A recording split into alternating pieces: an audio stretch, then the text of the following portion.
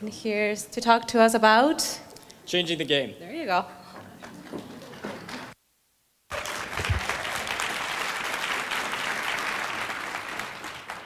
So video game is a really loaded word. The second you say it, a huge number of implications come to mind. And I feel because of that, it's not a new medium. It's kind of come up in the last 30 years, become a huge thing, but it's not a medium, it's part of a bigger one. And I think the video games are to their broader new medium what detective novels are to the entirety of fiction. They're really specific. And if you set out to make a video game, you've made all these decisions in advance. And this game, Braid, is a good example, because while it wants to be this piece of art, it's really focused on being a video game first, and all the implications of the word game. So fun being maybe the most problematic one, because usually we ask art to be meaningful before we ask it to be fun. So to strip all that aside, we get a better sense of what this new medium actually is. So I'd say all the works created in it are created and exhibited with computers, and they have to be interactive, because if they're not interactive, it could easily just be like the use of CGI in film. But I think some interactive art exhibits also fit within this medium, as well as video games. And what's really exciting for me about it is that this interactivity allows for highly spatial experiences, which is really something different. And we're used to exploring cities, buildings, and landscapes, driven by that curiosity to see what's around the next bend. We're not used to having that in art, and I think this medium allows for those kinds of experiences. So I want to share some works with you tonight that really move beyond this idea of being a video game and into this broader medium. A lot of these are short, experimental, and free to download later, and I'll have a single link at the end so you don't need to take notes. Exploration is the theme that ties them all together.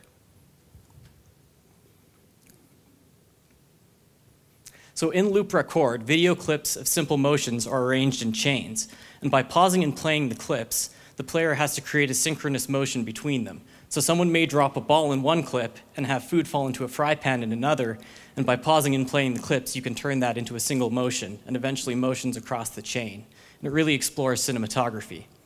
Prosopamnesia is the inability to remember faces, and this work kind of explores that through an interactive collage. It's plugged into Google Images, so it's constantly getting new images about every 30 seconds, kind of changing what you're layering on, and it's quite a meditative experience with the music it has as well. And synesthesia is this kind of blending of senses that some people experience, so tasting colors, seeing music. And Rez takes the work of Kandinsky as inspiration and creates this artificially synesthetic experience by synchronizing its music, visuals, and tactility.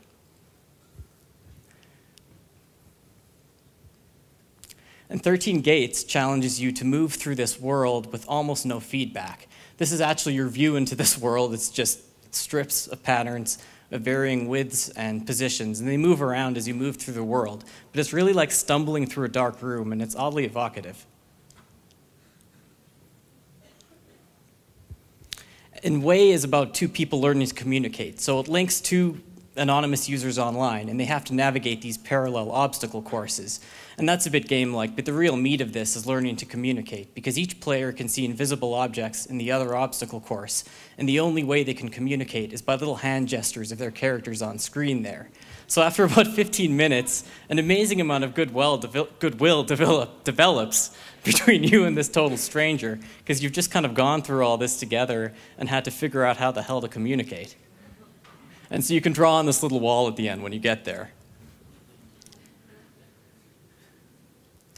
And this medium can be used for comedy as well. This is a completely absurd game. It's kind of like an interactive Monty Python sketch. Pleasure Drones of Kubla Khan mocks edutainment games in general, and it's a riff on the Coleridge poem, so you've got some high culture in there as well.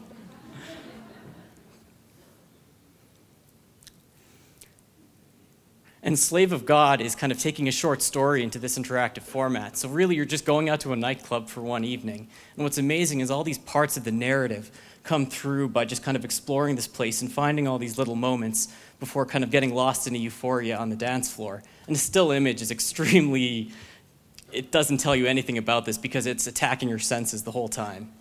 And Knit Stories is all about atmosphere, so those subtle combinations of light, color, and sound that create a sense of place. And really, this world comes alive through its kind of use of sound, so the kind of sounds of running water, falling leaves, and the pitter-patter of footsteps. And it's really all about exploration, with barely any narrative to it. And Machinarium is also about exploration, but as you can already see, this is so much more rich and kind of draws on this tradition of animation and illustration in Czechoslovakia, where it was made. And all of the communication is through animation and little speech bubbles between characters. It's as beautiful as any short film. And this new medium also allows exploration of texts.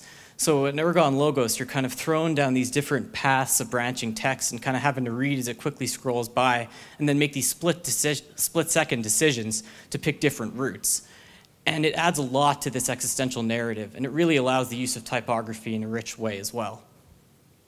And finally, Kentucky Route Zero is a magical realist adventure set in the southern US, and it's just a really good kind of showing how this medium can pull in things from other mediums for its way of storytelling. So there's a really strong use of cinematography throughout the experience, really bold graphic design in all the places it could have it. And oddly enough, the entire experience is explicitly structured as a 5-act play, with some scenes even having implied proscenium arches. And it works oddly well despite all of that and despite this mix. And once again, it comes back to this idea of you exploring this world in a really kind of open way, and there's a direct narrative path, but you can also do all this stuff on the side. It almost allows for footnotes. And so why all this is happening now is software exists that allows people to go and create these experiences, and small teams are on their own, and it's far easier than it's ever been. And that's really opened a huge amount of doors and let people really just experiment with what's possible.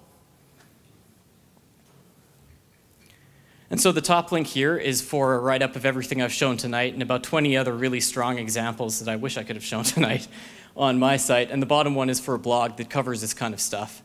So while it's really early days for this new medium and there's a lot of rough corners, I find it really exciting because there's a genuine novelty to these experiences. So thank you.